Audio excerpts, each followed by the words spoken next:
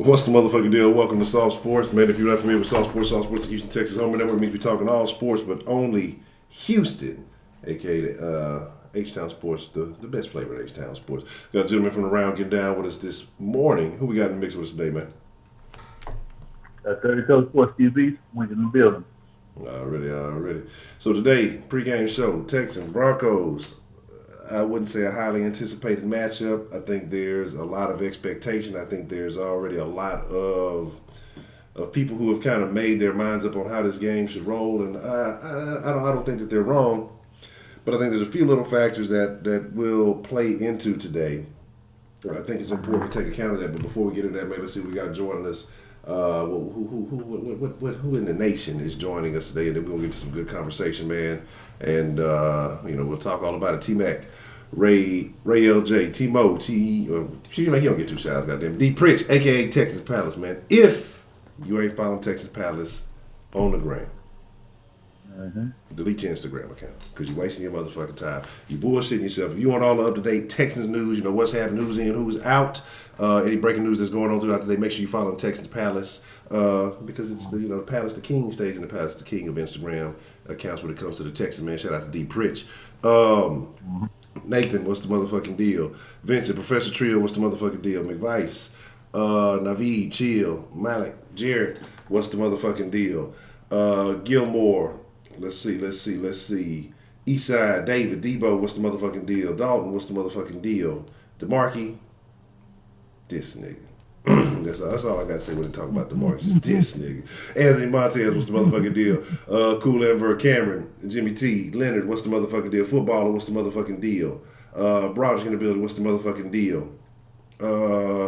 Yeah, I'm gonna be honest. I can't talk about Juice WRLD because I don't really know who that is. Like I've heard like maybe one song of his. So I mean, it's unfortunate that the young man is gone. But I would be being completely dishonest if I sat there and told you that I couldn't even tell you what the dude looked like. So I have no idea who he is. Let's see. Chill Vibes, Jerry Montalvo, Black Schultz, No Memes. What's the motherfucking deal? Master Race. What's the motherfucking deal? Let me see. Elijah, what's the motherfucking deal? Student Jacoby Peterson, what's the motherfucking deal? Real Swift, Kevin Jones, Beyond a Funny Nigga. Professor Trio states he is officially hitting the pipe. Tristan Weaver, Mr. Luke, what's the motherfucking deal? T Real, Tisha Smith, shout out to Miss Tisha. How you doing this pre-almost afternoon morning? Miss Tisha, it's good to see you. Colton, what's the motherfucking deal? Texas Toast, what's the motherfucking deal? And let me see, Alex and JL. So if I missed you, I ain't diss you. Let's just get into some good conversation. So as a lot of y'all are saying, Dewey, what's the motherfucking deal? As a lot of y'all are already saying, man, the Will Fuller angle. And I've been talking about this throughout the week. And, some folks saying, we know that's just a precautionary measure. He'll be good to go. Will Fuller, inactive today. And this is frustrating, I guess. I'm sure I would like to think it was more frustrating for him, but I feel like the Texans kind of play these games, and what I mean by play these games is that they anticipate, this game isn't highly valued. We should be able to beat this team. It makes more sense to rest him, and I'm leaning on that, so I'm not going to be as mad about it today. But had this been like a divisional game and he can't go, then I think it would be much more frustrating. I'd be okay, now we have an issue because the guy's not able to contribute. I got the mic way over here, I ain't paying attention. The guy's not even able to contribute when you need him. Yeah, so I'm going to let this slide because I'm looking at it like it's Denver. Shouldn't really be a big deal.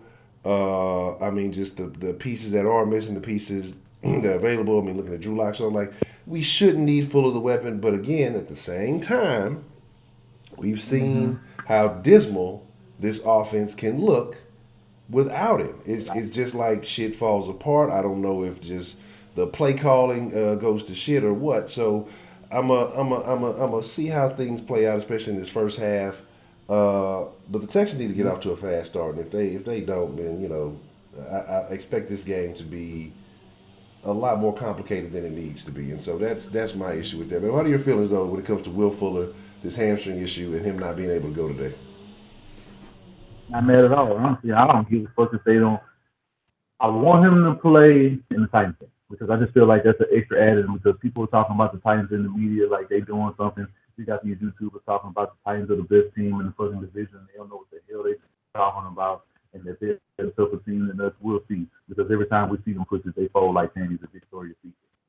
So because we know this and they're a horrible December team, and we have the better quarterback in Sean Watson versus Tannehill, this defense more than overall has Ryan Tannehill's number one. Their offensive line has been garbage. Derrick Henry only has one game of having 100 yards against us. So I'm not really worried about him. But back to Will Fuller because I thought you were gonna go in a totally different angle when you started off your comments. Man, I don't give a shit if this man don't play this football game, and I honestly think they're doing this shit just because of what I just said. They're like, that's exactly what I think they did. I don't think they even put too much thought into it. They was probably like, we know what's up. They probably pulled Will to the side, like, bro, we finna blow these boys out. We're gonna put on the show, so don't even worry about it. And this is where what kind of makes that in my mind the fact that Keke is actually active today when he could have been inactive.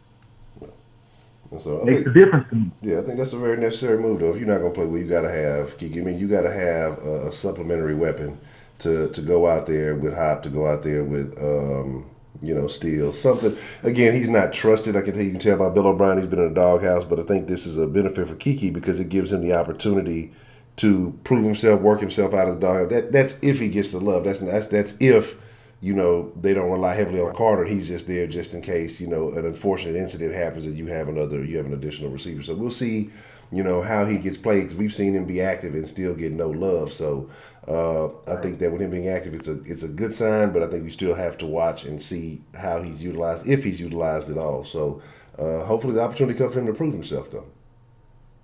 I don't want to see Keke on no routes above 15 yards. I don't want to see him working strictly underneath because he's not no ins, outs, sticks, drag, slant. That's all I want to see him on. I don't want to see him on no option routes downfield. I don't want to see him on no deep digs, no deep crossing routes. I don't want to see none of that. I want to see if we use those routes. I don't want to see him on no deep post routes. Unless he's wide open in the middle of the field. That's not a post. I could see him on, but depending on his matchup, he's going against the linebacker or a weak person in the secondary. But if we're talking about going against like Chris Harris or somebody like that, because it's not like he's going to guard D-Hop the entire game. He's going to be moving around. He's not going to be following the dude all game because that would be a matchup nightmare for Chris Harris because he already abused him last year in week 7 whenever we were with these guys, and they weren't ready for the dudes in. So they're going to be ready for him a year later? No, I don't think so. And Deshaun Watson's playing on a totally different level than he was in that game than he is right now. Better weapons. What I'm more concerned about is the secondary being healthy. The secondary being healthy after what they just did to the Patriots, that gives the secondary credence. And the fact that the linebackers had an average Joe's uniform on before the game, and they was pushing Dylan Cole around like he was Patches a hooligan. But you gotta hope it is submission.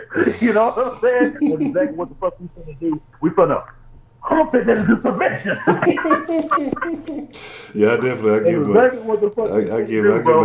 on that one. They definitely showed up with that one. I got to give him credit on that. And it's funny now how even though that's been popping out, the narrative has changed real quick. Because last week they wore SWAT uniforms against the Patriots. It's the Letterman jackets all over again. But if you've been paying attention, they've been doing this. They've been doing this all year long. They've been doing that. So it's like it's their own thing. It's just a crew thing. So I'm not mad at them necessarily for it. Some of the outfits have been questionable, but if that's what they do, that's what they do. If it helps them stay in unison, it helps them build that rapport. I'm not mad at it. But it's interesting that you mentioned the secondary. And it looks like I didn't see Conley on the inactive, didn't see Roby on the inactive, so it looks like they'll be good to go.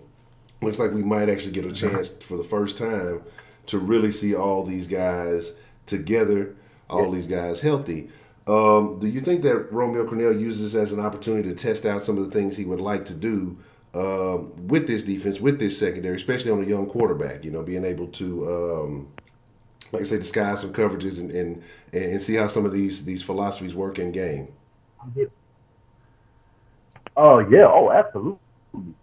Conley, he knows how to play against the AFC West. Roby knows how to play against the AFC West. Hargraves has been a beast. Dejo has been playing a lot better these last 2 games. It's making it a lot easier to read and react. Jacob Martin is going to be a dude that they're just not going to be able to stop. I think what's going to hinder them the most is not having a guy like Ronald Leary out there on the field today. I think that's going to be a major detriment to them. And I don't see them being able to run the ball effectively. And I see them putting the situation the same way that they played James White last week. If they put Phillip Lindsay in pass situations, I'm going to guard him the whole game. I agree. So, like I said, it's going to be interesting to see if they, like I said, they employ some similar tactics like last week. And again, like I said, I think I don't want to say, I know people call it the tune-up for the Titans game, and people talk about a Titans tester and all this other stuff. But again, like I said, I don't want these guys to get too far ahead because you've seen, bigger upsets in the past, and so I think that's something that you have to be aware of. That's something you have to be cautious of. If the Texans come out and play the game that they're supposed to play, this shouldn't even be remotely close. Make sure y'all hit that like button. This shouldn't even be remotely close. But my problem is I hope they're not listening to the media. When you're not listening to the media when it's bad, don't listen to the media when it's good because they'll sell you some wolf tickets too. And so my thing is like, I'm hoping that they're just kind of, going off the energy in the locker room, realizing that every game matters at this point. It's not even just that they're playing against the Broncos. They're playing against the rest of the AFC at this point. They're playing against the rest of the league at this point. So it's not just about the Broncos. It's about going out there, putting together 4 quarters of football, all 3 phases of the game. The regular coach speak, the regular rhetoric that you hear. But it's important because, like I said, you can't take him out. It's the Broncos. We're gonna blow them out. We're gonna go out there and be lackadaisical. But at the same time, I say I don't feel that way because you got a guy on the other side, you got a guy on this side who are former. Appreciate the love there, Sam. Say hamstring could be an issue for Roby and Fuller going forward. Beat him today, so he's good for the rest of the. Let me pull up the rest of that. But like I said, so I could finish the comment. But I said rest him today, so he's good for the next 4 weeks, including the playoffs. You say 2017, okay, they're gonna be close. But appreciate the love, Sam. But my deal is this. Like I said, you got 2 guys again, and Kareem Jackson now playing for the Broncos, and Roby now playing for the Texans, playing against their former teams. And we've seen how ex-Houstonians and how ex-Texans players have come back to Houston and been able to set it off. What do you expect to happen today on the Broncos side of the ball with Kareem Jackson and on the Texans side of the ball with Bradley Roby? I expect Bradley Roby and Bill O'Brien their former team. I see this is one of only a few positives I've always had that's been a constant with Bill O'Brien. Former players did not play well.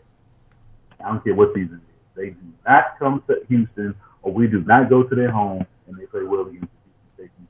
This Bill O'Brien's been the head coach. It's been one of his best attributes that I can look at every year and just know, okay, if you're on a former team, we win it. Honey Badger, we beat him.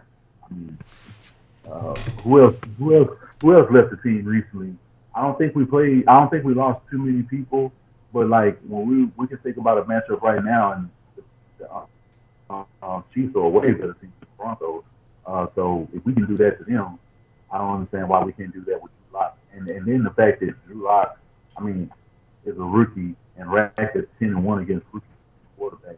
Why am I to believe that they're not going to blow this team without a bunch of shit that Anthony Lynn and company could do to him last? That's too much something. And that's pretty much why I'm going with it. I mean, sure enough, both teams are different. They do have different quarterbacks. They do have different personnel in some areas, but pretty much the majority of the team on offense is the same, except for Noah Fant. Cortland Sutton played last year, so it's not like a lot of the offensive weapons that we've seen last year are not playing in the game. Last year they didn't get to see Kenny Fields.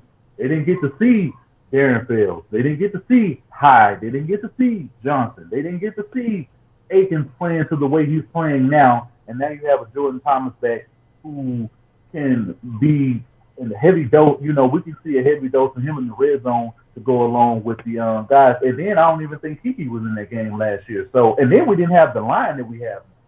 I mean, it's taken a huge leap as to where the level of protection. And Deshaun Watson, come on, bro. They didn't see this Deshaun Watson last season.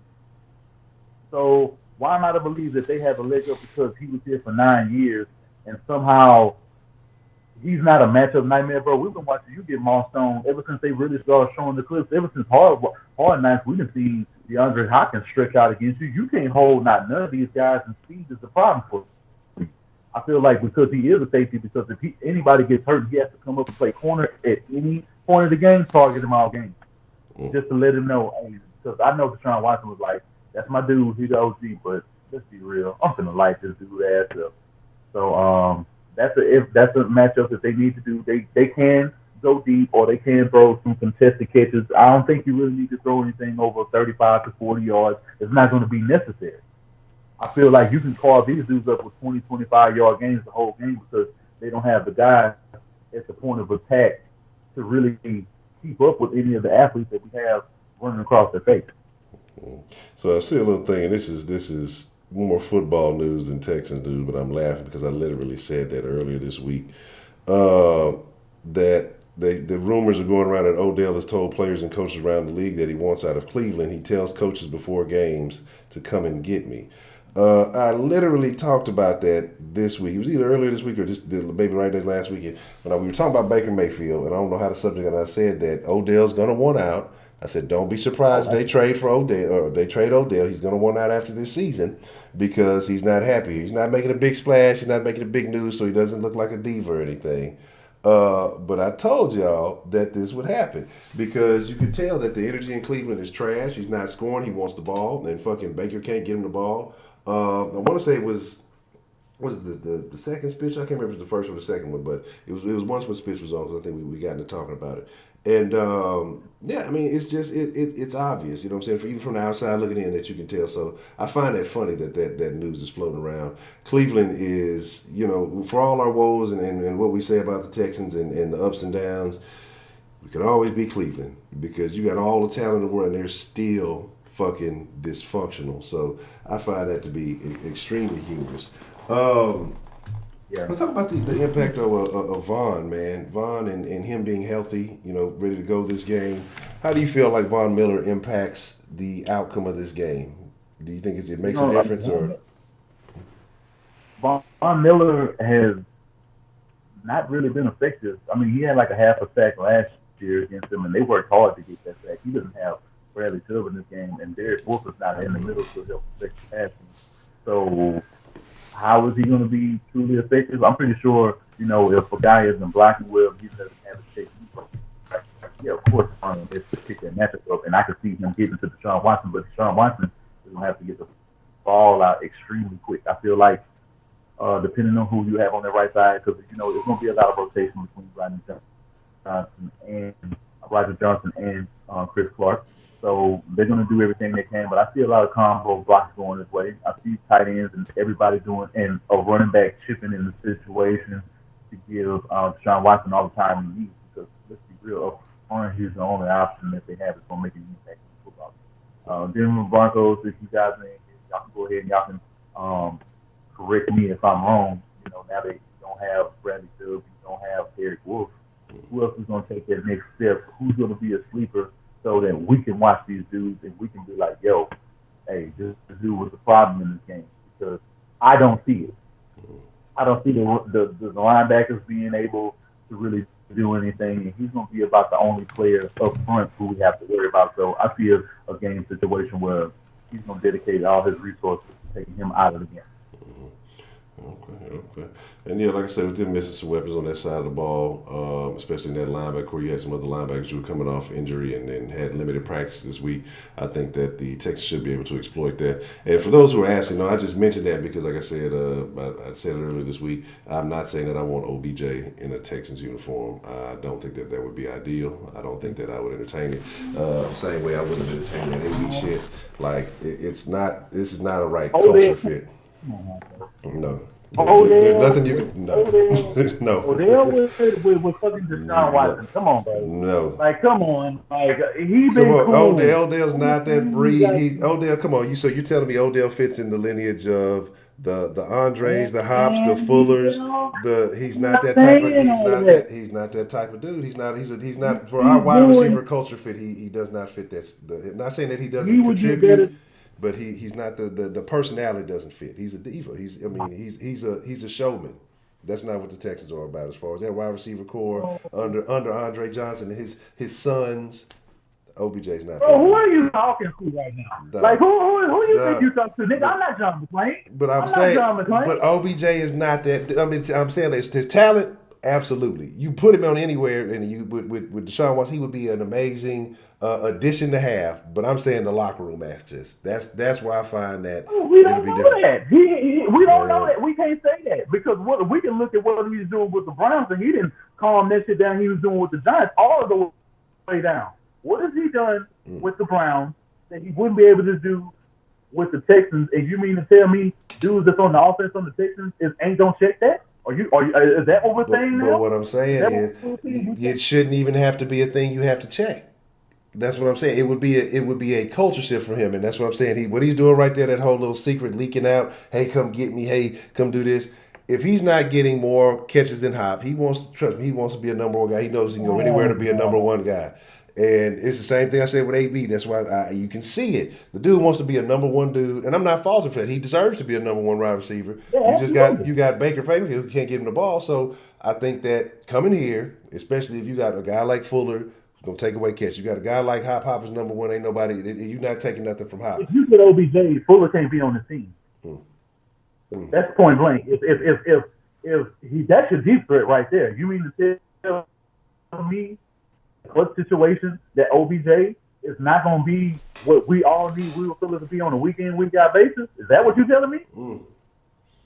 He's better. So Will Fuller is better than OBJ all of a sudden? No, I didn't say that. But That what I'm what saying you is, telling me? I think you're gonna stick. I think the Texans would rather stick to the script with a guy like Will Fuller who makes no noise, makes no splash, and I think They got you, Honcho. They got you. They got me. Let's be honest. So come on, let's be honest. So you telling me the Texans are going to take OBJ, who wears the watch on the field, who does all the extra shit, or Will Fuller, who you hear nothing from?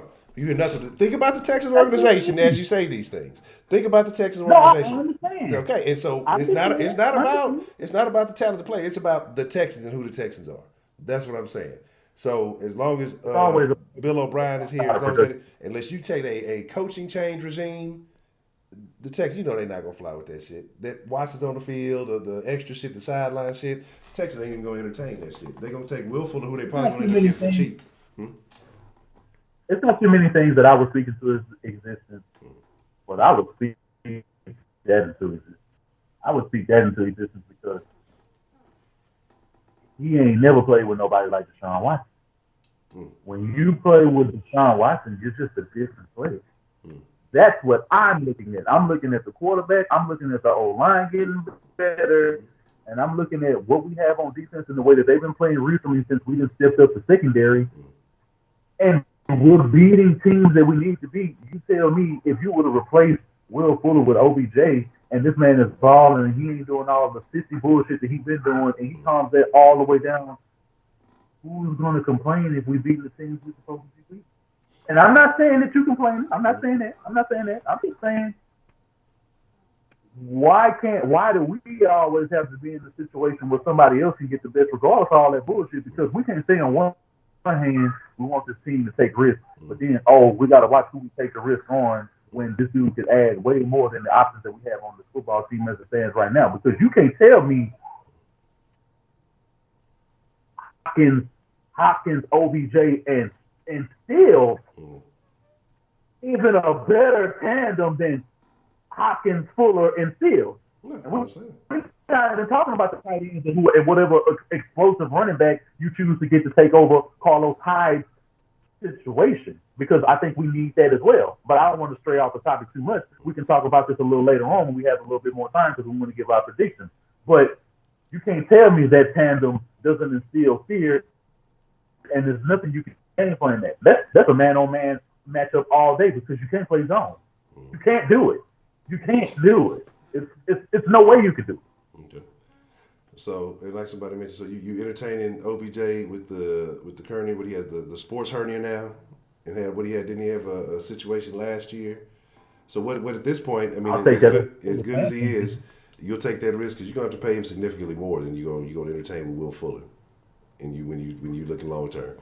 Like I say, I mean, I get it. Like I said, this is not a doubt on OBJ's talent at all. Like I said, I'm just looking at it from this organization who is basically silently committed to Bill O'Brien after they said that they're not going to go get a GM, which means they're going to give him another year. There are no expectations that OBJ will ever come here. And again, like I said, because I think it's the little things that they look at. It's not about the talent. Now, if they did, I'd be completely surprised. Wouldn't be against it. But I'm talking about the little things, like okay, complain about the watch on the field. Like I said, that little, just the little stuff. He still has some of those. I like I said, I don't like to use the word diva, but when receivers that, so I don't see the Texans entertaining it. But like I say, it would be an interesting lineup. It would definitely you wouldn't be able to stop it. Again, like I said, I agree. You haven't played with anybody like Deshaun. Even though certain people rank Baker Mayfield over Deshaun, we ain't gonna get into that. That's what happens when you listen to the national media. But we'll go from there.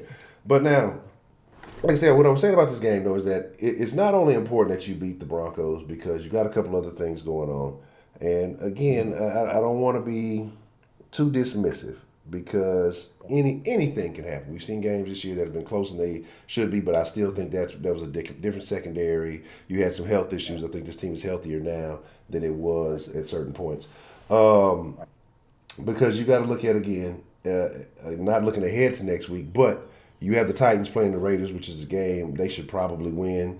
But I'm not going to just sleep on the Raiders because they could do a little something. But again, it's only a 1-game difference in the division. And so you're not just playing against the Broncos, you're playing against the rest of the league, especially if you're trying to hope for the possibility of the Pats to stumble, maybe the Ravens end up stumbling late in the year, and you getting a chance to squeak into that 2 seed or so. So you have to take these games important, and I feel like the players, their minds are right. They're not just again it's the Broncos. But what do you think is the most important factor outside of that this game impacts outside of the game itself and just putting a W in the win column? Like, what else do you think the folks should be looking at as it relates to this game around the league? Well, getting like I was saying, the defense is going to end up making the field a whole lot shorter for Deshaun Watson. I feel like if you put Drew Lock in situations with Romeo Snail coach and this defense with a lot of the guys that we just got back who are healthy, and the fact that you have a guy like Brendan Smalley to go along with what you're going to be able to do with Jacob Martin, there's nothing that they're really going to be able to do to give him the amount of time he's going to need to scan the field and throw accurate passes. I feel like he's going to have a lot of errant throws. I feel like if he does have any success, it's going to be because he's dumping the ball down to Phillip Lindsay and he's actually beating guys in the open field, and converting a lot of first downs. If these dudes are not converting first down, third down conversions, what's the point of them even playing against the Houston Texans today? Because it's going to be a complete wash. Unless they get a heavy dose of Noah Fant and he's winning his matchups, and Cortland Sutton, if he does play, he's going to have to win all his matchups. If he's targeted, he's going to have to catch at least 80% of his passes. And if he doesn't, they have no shot of winning the football game. I don't see anybody else coming out of the woodwork and from the receivers that's really going to be able to step up. They could have a tight end that we don't know about who can exploit some things in the middle of the field because, let's be real, there are times where the Houston Texans, if they start playing cover 2, can be carved up in the middle of the field. But it's no need to be running a lot of cover 2 because you have all your corners on the field. Lonnie Johnson, he needs to play against Noah Fant. That's the matchup I feel that needs to happen today. It's rookie on rookie, and as I feel right now, Lonnie has had a better season than Noah Fant has had thus far. If he's not converting third downs, I don't see them being able to score in the red zone. Not really, but crazier things can happen. But I just don't see Romeo Crennel failing the defense by not putting them in situations where they get exotic blitzes and just winning pure matchups just because of the physicality that they're going to be able to provide against the offensive line of the Broncos. And I see everybody. And here's the thing, real quick, way off because I keep seeing y'all keep posting. What happened to the little Juice WRLD? Did he kill himself? Did he get killed? Like, what happened to him? I don't even know. I just know I've been seeing everybody tweet. So y'all let me know what it was because, like I said, I see that it's been going on, but I'm interested because I have this. If it's what I think it is, it may be a conversation we may have a little bit later because it's actually a heart attack. Damn. Oh, he's off them drugs. Okay, well that's very unfortunate. Yeah, y'all say no to drugs, man. So like I say, yeah, and I agree, and I agree. Like especially at this point, I think line is getting better. And with this secondary, like I said, I think that's what I'm most excited about seeing with everybody being healthy. Like I said, going into these last few games of the week, this is a completely different unit than what we started this year off with. you don't have to rely as heavily upon Jonathan Joseph. I feel like we'll still see a heavy dose of him. But you've gotten younger, you've gotten faster. I wouldn't necessarily say you've gotten much taller, but I mean, you're probably a little bit. But you have the ability to do some things. And again, like I said, with a lot of this first round talent, it just you have the talent. So I think two things have happened this year. We've been on Cornell a lot for what he's done. We've been on Cornell a lot, the secondary for getting beat. Now there's no excuses because you have all the talents you need. And I think it's a similar situation when you look on the other side of the ball and you talk about Mike Devlin. Because, the thing was, oh, well, he didn't get first round picks, or he didn't get this, or he didn't get that. Now, what you got? You got two of them, and now I know that, what's his name is hurt. But again, no excuses. You bring in Tunsil, who's regarded by many to be one of the best young tackles in the league. So again, no excuses. And for the most part, they've done what they have to do. UCF, what's the motherfucking deal? They've done what they have to do. You know what I'm saying? And so it is what it is. Can't shit on them as heavily as we have in the past. Offensive line has been a good unit. They've definitely stepped it up a notch. But here's my thoughts, and this is what I want to ask you. And even with some of the other players we picked up, we can talk about steals and some other things going on. How much of this are you attributing to quality coaching, and how much of this are you attributing to acquiring better talent? Well, the talent is on display. I think, the defense, because they have the talent that they know they needed, it's easier for them to coach. But that just goes to show you that talent supersedes coaching any day on the football team. It's just point blank. That's clear to see. There wasn't even really a question he asked of what's understood. Doesn't need to add, in my estimation. And it's clear you got the athletes you need. You finally got more athletic in the back. You finally got guys that can move, that can actually have coverage skills. And it's making your game plan a lot easier to be completed. When you have the talent, you can coach that. But it's clear if we don't have the talent, your coaching goes to shit. So it's not the coaching, it's the talent once again. And that's why this coaching staff can't be trusted. Because the moment that this shit falls away, the moment you don't have a guy that you really need to be in the game, watch that matchup get exploited, and you'll see how far the Houston Texans have truly come in developing talent. So are they developing talent? Absolutely not. It's just the talent is working together. And one thing that you can say the secondary is doing better than they've done in any season over the past 6 weeks or so is communicating. You see them on the field, they're communicating. They know who to guard. They know what routes are coming. They're seeing them. They're reading. They're reacting. And the game is becoming a hell of a lot simplified for them on defense. And that's plain to see.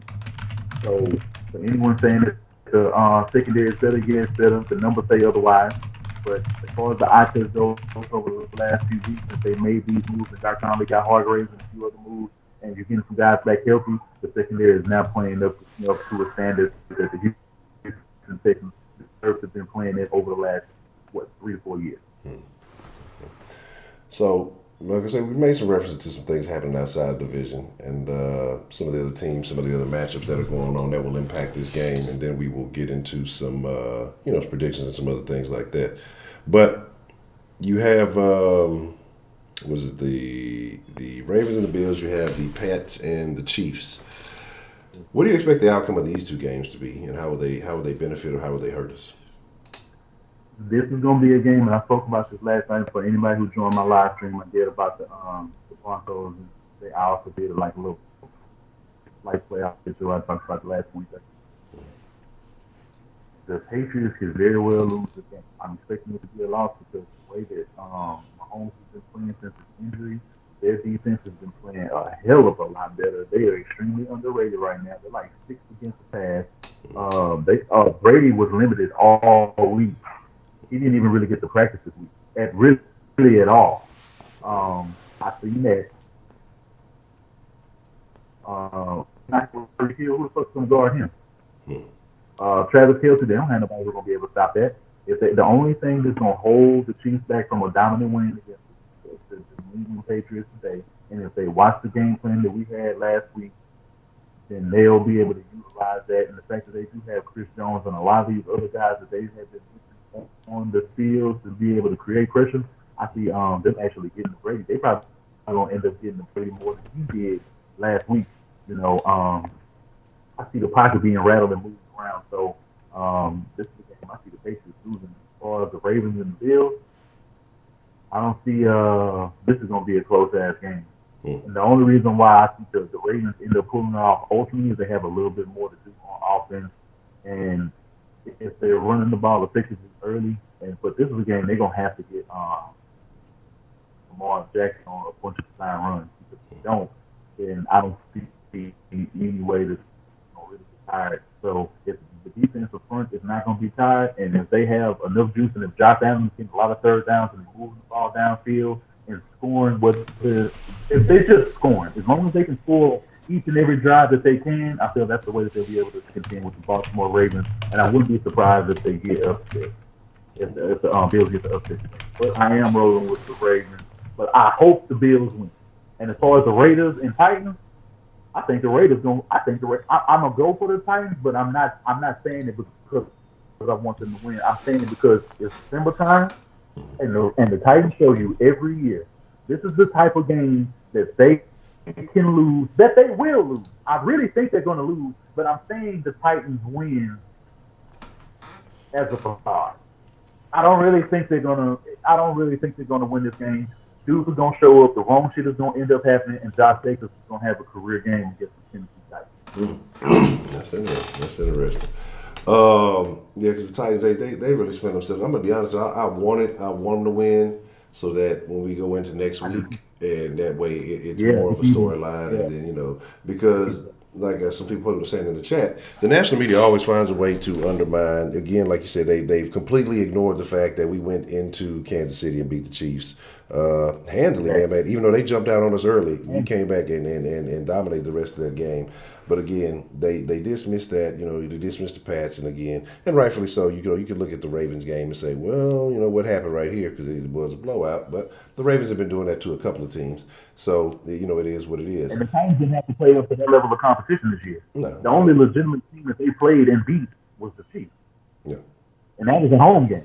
Yeah, and that's the crazy thing too with that is that that cause we were looking at the rankings earlier this week that the Chiefs would be ranked so high, but yet you're struggling with the AFC South, especially a team like the Titans. So again, that's crazy. And even I think against the West right now, we finished this game. What was that? 4-0. We're 4-0 in the West. And we have the best conference record. We have the best conference record in the AFC. We're 7-2. So if we went out with the 10-2, and depending on what the Ravens and both of the Titans, the Patriots losses are against AFC teams. If they lose this game, they'll be down. I believe it's 7-3. And the Buffalo Bills in a couple of weeks can beat them because the first game that they had was a very close game. So because they're a hell of a lot better, the AFC is going to get really, really crazy. I could see 3 to 4 teams end up having 12-4 records, but we'll be at the top because we have the conference.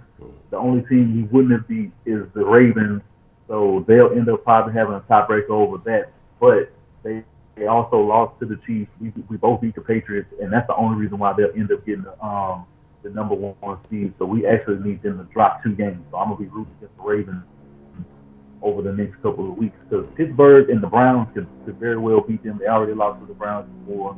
They don't have Miles Garrett this time, so depending on how many guys come back from injury for the Browns, they could pull off an upset. Crazier things have happened with these divisional games, and the only real loss that I can see them having in the division is if the Pittsburgh Steelers help us out. I want to say in the very last game that they have. Okay. Now, I've seen in the chat, I meant to refer to this earlier. Unspoken talked about that Hopkins post-interview referred to Kelly as the person they discussed to play with, not O'Brien as a play caller. And that's what I say, and that's why I tell you that I feel like it's really heavy, and people may dismiss it, that Kelly has a serious input and impact on this team. Talking about the play that they drew up last week.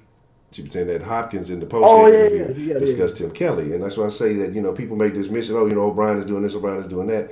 I'm telling y'all, Tim Kelly is the man with the game plan. O'Brien may be calling the plays But Tim Kelly is the man with the game plan because, again, you've seen a style from this offense, and we've had weapons. We've had talented receivers, and I'm not saying that we had the combination like we have this year, but we had guys who could do some things. And you've never seen this style of play calling. You've never seen the level of aggressive. You've never seen the creativity and some of the things that have been done with this team just over this season. And like I say, I'd be hard pressed to believe that O'Brien just switched it up in one season. He becomes a GM, he becomes offense coordinator, he's all this and he just switched everything up in one season and again changed his whole style of coaching. So I think Tim Kelly deserves the credit where credit is due. Because again, you see in these post-game interviews, you see Deshaun mention him, apparently Hop has mentioned him. You're seeing these players name him as the guy that they talk to, that they speak with, that they have conversation with. So you know that he's implementing their thoughts, and I think that's a smart thing to do.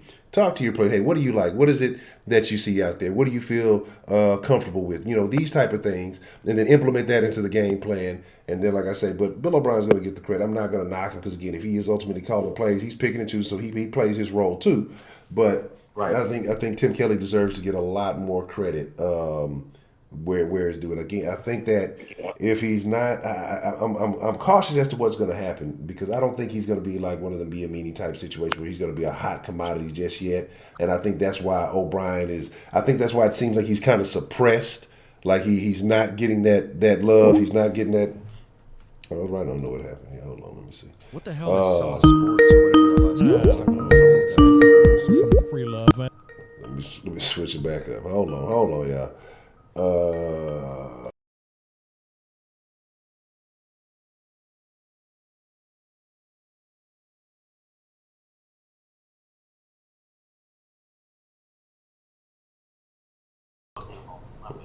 All right, there we go. We back. But like I said, I think that it seems like it almost seems like Tim Kelly's not getting that recognition, not getting that love because he's addressed as an offense coordinator in title only. It doesn't seem like, but I would not be surprised. A lot of these teams are smarter than we give them credit for. If they're watching, they're paying attention, they're seeing some of the differences is what's happening. There are going to be some new pieces that definitely fall in line real soon around the league. And I wouldn't be surprised if somebody entertains him because, again, his name is getting dropped in these press conferences. Other teams are listening to what these Texas players are saying, and so he might be a high commodity. And so what about what Brad? Isn't his name Brad Seeley, the quarterback coach? Yes. Let's talk about what he's doing for Deshaun Watson this season. No, that's looking like a fucking MVP. Who is that? That's Seeley's not the quarterback coach. Is it Carl Smith? Carl Smith? Yeah, that's his name. My bad. Yeah, Carl Smith.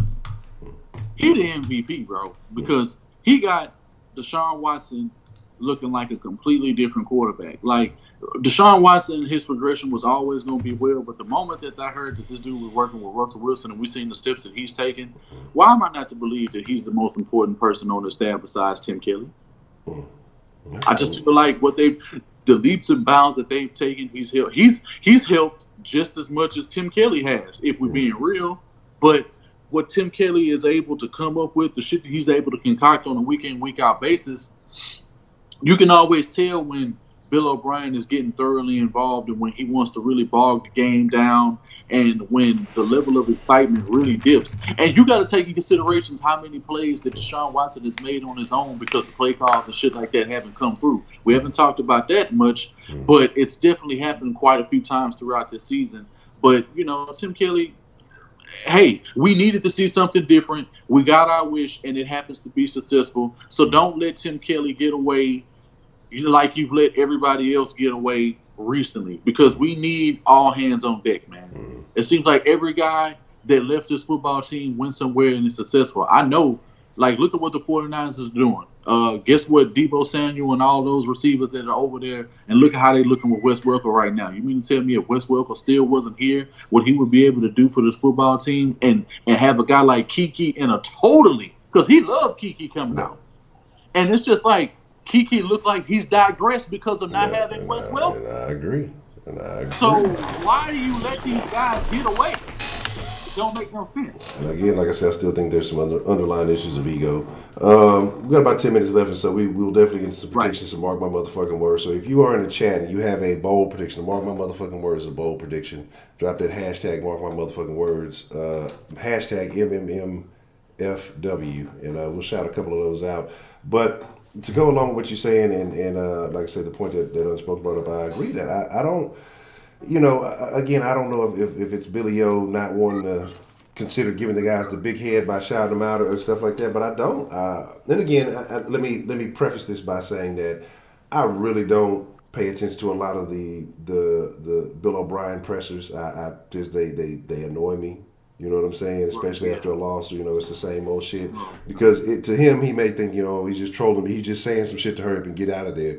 But to me, it just looks like he's showing his deficiencies as a coach. But even in the wins, it's just like as a man. To me, it's like he man, be happy about shit. Give motherfuckers credit. I don't know if he's like, well, if I give him too much praise, he's like a big head or something. It's just, but again, I agree with you that I have not seen him really give Kelly a lot of credit. It's the players that I've heard say, well, Tim Kelly, we talked to, to Kelly and O'Brien, Billy O, whatever, they call him. And they are the ones that kind of drop his name. I heard Deshaun early on, he was the one that drops his name. Yes.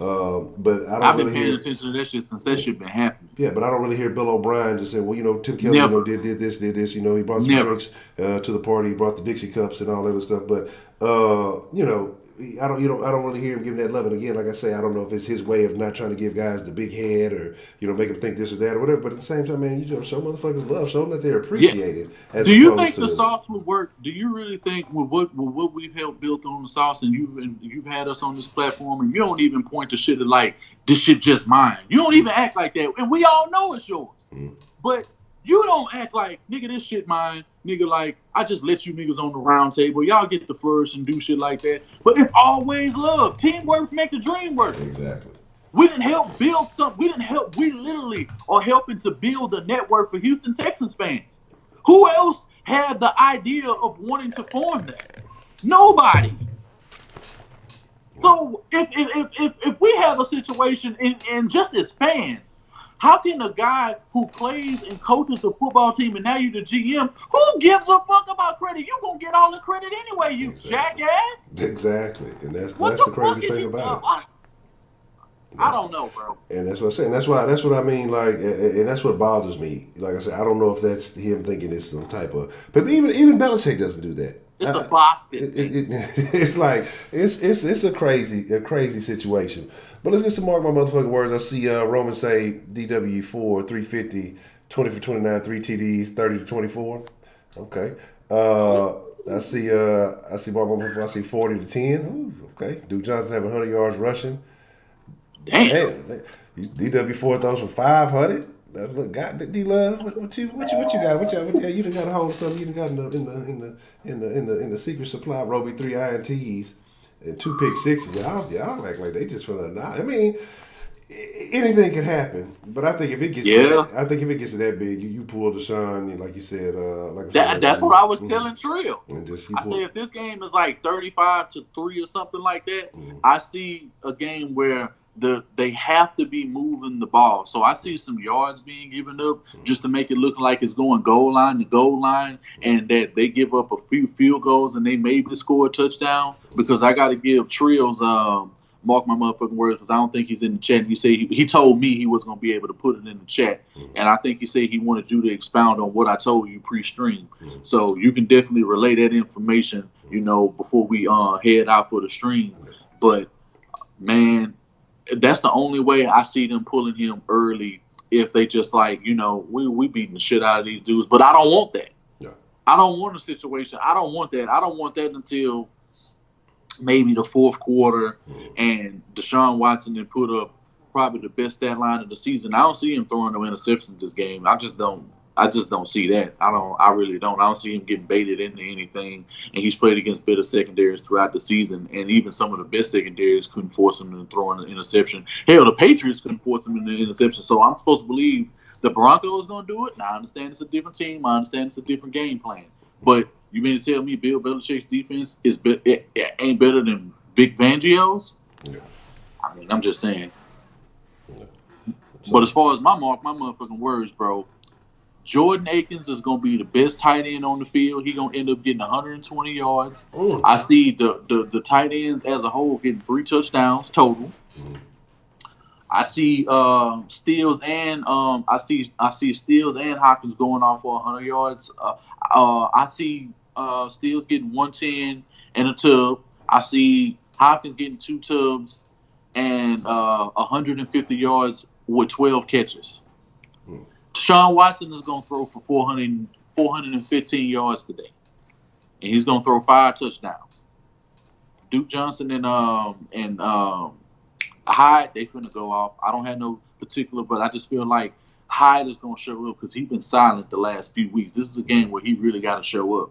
And the defense, they going. I see special teams pinning Drew Lock in situations where he's going to be pinned in the 5 to 10 yard line at least 4 times today. I think field position is going to be paramount for the Houston Texans today.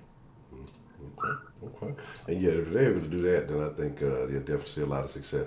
I'm gonna kind of go in a different direction here, and what I'm gonna say is I don't think Deshaun has his per se best game of the year statistically. Not saying that he's not gonna have a good game, but what I think is the Texans are gonna jump out early, and then they're gonna have a heavy dose of the run game. So I think that in combination of Duke and Hyde are going to have a combined 180 yards rushing, because I think we jump out early, and I think they're going to try to end the game, and I think that they're going to find success in the run game. I think that Duke and Hyde are going to be able to gash them for a couple big runs. I think it's going to be at least I'm going to go out on them. I'm going to say one of the two, I don't know, is going to have a 60-yard run for a touchdown. I think that, like I said, I think that the Texans are going to just lean heavy on the game. Why put Deshaun in any kind of situation? Why risk it? Just jump out early and then force the Broncos to have to become one-dimensional. Like I say, Sutton can't do it all. I think the young boy gets a pick today, man. Lonnie Johnson. Hargraves or Connor? I'm gonna say Lonnie. I'm gonna give Lonnie some love. I'm gonna give Lonnie some love today, man. I think Lonnie comes away with a pick. I think Roby has a little ex-team revenge, so I think he gets him one. And I think Roby gets another sack too this game. I think Jake Morris will have 3 sacks today. And Whitney Merciless will recover a forced fumble. Okay. Fairbairn will not miss a kick, period. You putting the Fairbairn? Oh, okay. Fairbairn will not. Y'all know how I feel about Fairbairn, bro. Yeah. Wise was on that train, nigga. I'm above. Nigga, fuck Fairbairn. But Fairbairn not missing a kick, period. What? Not at all. Man. Not a PAT. Not a field goal, not nothing. He will be perfect from the right hash today. Man, Fairbairn gets some mark by motherfucking words, love. Well, here's the deal. Like I said, we got. My score. Let me get my score. That's something to drop yourself real quick. Okay. I said in my stream, I said 35-14, but I'm gonna increase that. to 38-14. Okay. And shout out to Real Swift earlier, man. I appreciate you showing some love. I think I forgot to shout out Real Swift. I appreciate the love. Here's my deal. I think that this one is going to I'm not going to put it in the high 40s, but I think the Broncos, like you said, we said Trill said all field goals, right? Oh, yeah. Trill said all field goils. You got, if you got it written down, I didn't get a chance. I didn't get a chance to jot down. Go ahead and okay. Trill said he hit the hold on. Trill said he's at the Enterprise at the Carter right now. He's smoking the crack pipe heavy today. So it has to be known. Trill said he's smoking the crack pipe hard today. Mm-hmm. He said the Denver Broncos will not score a touchdown. They will end up only scoring 12 points, and the score is going to be, I believe he said his score was 40-12, if I'm not mistaken. He says the game is going to be 40-12 Texans, and he said that Keke will be on special teams and will end up getting like a 50-yard return that will set the Texans up for an easy score. So that's pretty much what I can remember right off the top of my head. Okay. I'm gonna go with I'm gonna go a little bit less. I'm gonna say that the Broncos only get 3 field goals today, That's what I'm gonna give them 9. I'm gonna say the Texans hold them under 10 points. I'm trying to, like I say, if the offense can jump out early, if we can get a score on this first drive, let me make this quick because I know it's time to wrap it up. The game by start. If the offense can jump out early, get an opening drive. That's the mark of my motherfucking word. We finally get one. Opening drive touchdown. I'm gonna call this one 38 to 9. 38 to 9 is where I'm gonna go. I'm gonna go super positive on this one. 38 to 9. The Texans come away with a win. But here's the deal. Anything you want to say before we slide up out of here? Man, it's going to be a great game by the Houston Texans. I hope everything that we say come to fruition. At least 2 of the 3 things that I predicted, I hope at least come true. And I hope this is a blowout. If the blowout doesn't happen, to what we've called it, I at least hope we can win by a 2-touchdown lead. If we can win by 2 touchdowns, that'll be a blowout on my book. That'll be convincing enough for everybody to talk about this week of the Houston Texans being looked at as a potential AFC contender.